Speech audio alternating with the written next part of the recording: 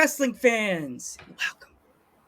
Monday night on the internationally known Dudes at Ringside podcast. I'm your host, Joe the Panther, the third. And man, oh man, what a Monday. Another Canadian wrestler on the Canadian Wall of Fame on the Dudes at Ringside. Introduce yourself, awesome guest. Well, do you hear me? Yeah, I hear you loud and clear. Okay. My name is Melanie Havok. I am from Montreal. I'm wrestling for the IWS in Montreal, and I've been doing this for at least 4 years. And yeah, I'm pretty active in the Quebec area and a little bit in Ottawa too. And yeah, that's it. Oh wow. So Miss Havok, so who trained you? I first got trained with drawings at the torture chamber, and then after 1 year, I left to go to the IWS dojo, and from there, I've learned with Matt Lee, now known as Daddy Magic, and AEW, and I got trained also by Shane Ock, Andrew Stott, and yeah, right now it's still Shane Ock. So yeah. Wow. And I So got trained by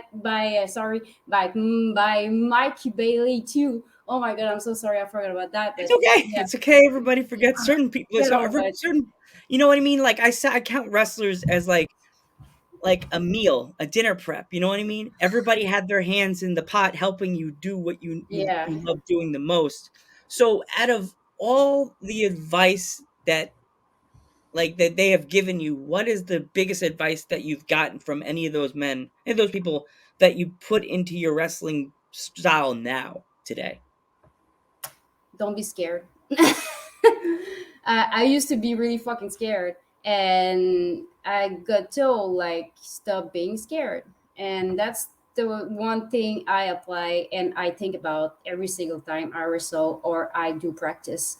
So yeah, I think don't be scared. It goes to general, like don't be scared to go out there. Don't be scared to do something in the ring. Don't be scared to say no if you're not comfortable doing something, and just like take your take your spot, take your place, and don't be scared. That's the best advice for me.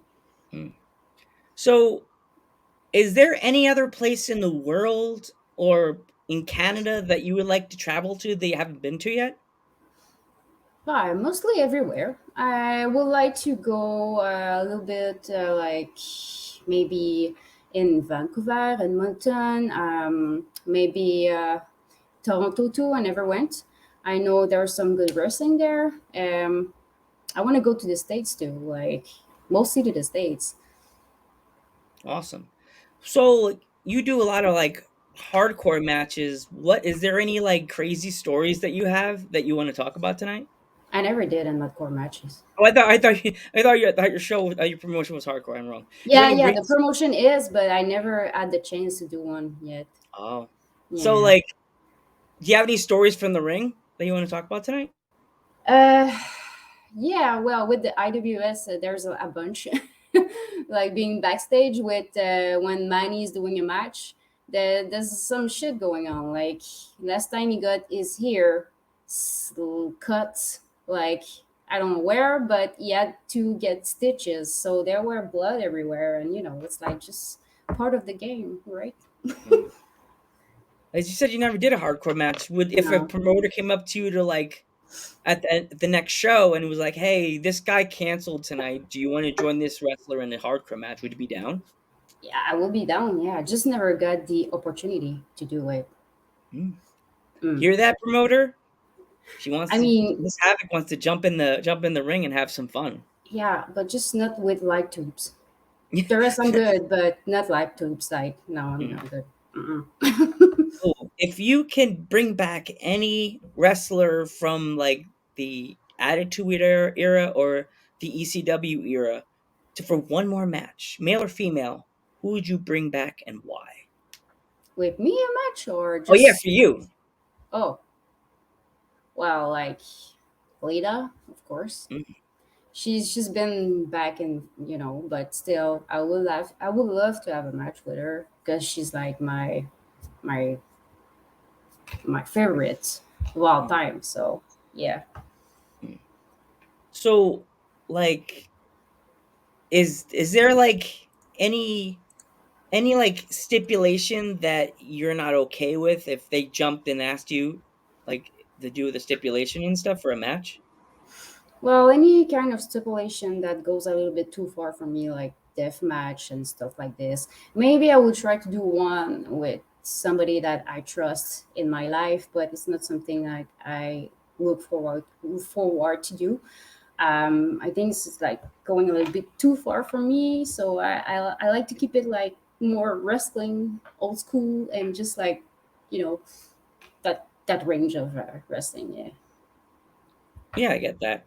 Sometimes wrestling, they think they didn't go too far, and then you yeah. find out months later on Instagram or Twitter that match was the craziest match of all time. So like my thing is for you, if you ever were at a show and like a fan ever asked you like advice, male or female, even kid, if they wanted to like get advice about getting into the business, what kind of advice would you give them and why? Um,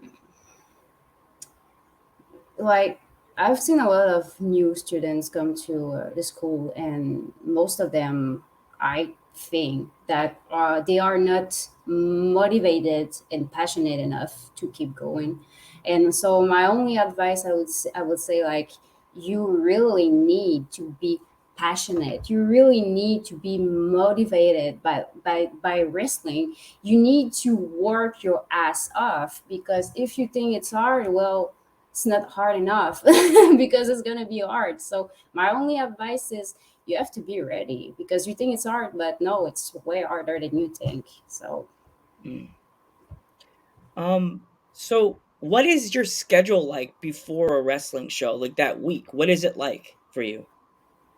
you mean like my whole week before the Like your show? week, like the week of a show. What is like your schedule like? Like working out, like training, Oh, this like that. well, um, I'm not like a real wrestler that just does wrestling. I mean, I'm working. I have another job, so I have to fit my schedule and my stuff like in my job and everything. So I go work out like the day before the show. Not like some wrestler goes like in the morning before the show. I'm like, no, I'm gonna keep my energy because it's hard. So I'm going like the day before the show, go work out a little bit, and that's it. Like I don't have like a special kind of routine to do before a show. I just want to be prepared and like having my energy. That's it. Hmm. So what what is your favorite go-to food after a wrestling show? Fuck. Yeah, well, yeah, most of the time we stop at the gas station, like every wrestlers, and I always like buy some salt and vinegar chips, probably peanuts, jerky, and Gatorade. Most of the Hmm. time, a little bit of cheese too. I'm getting obsessed with Takis. I just had the brand new You have to try. Fire Dragon ones. Have you had the new Takis yet? They're phenomenal. I I can't handle the spice, man. Like I Uh, wish, but it's like it's too I'm much. not. I thought I was like that too, and I bought the bag when I got my BLT at the deli where my sisters live, and sister lives in. I ate one bag, ate half the bag, and I was like, back in the day, I would be like, it's too heavy, man. I can't get the water. Give me the jump in the pool with my mouth open. Now I'm like, I ate 2 bags of it, and I'm like, I'm fine. I didn't Yeah, die. maybe one day. I keep trying though, but it's like it's too hard. I thought the same thing. I was like, I'm wasting money. So, do you collect anything from any of the places you go to and travel, wrestle to?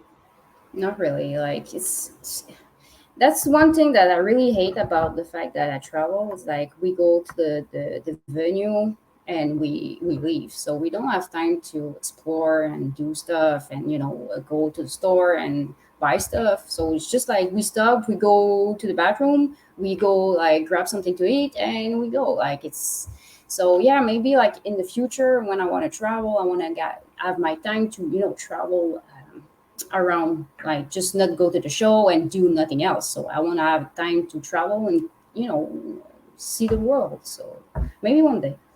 Mm. Melanie, I would like to thank you so much for coming on the podcast. I really appreciate it. Nothing but the best of luck to you in all your upcoming matches. I'm Joe Panther the Third, I'm Melanie Havok. and we will catch you in the next one. Have a good night, everybody.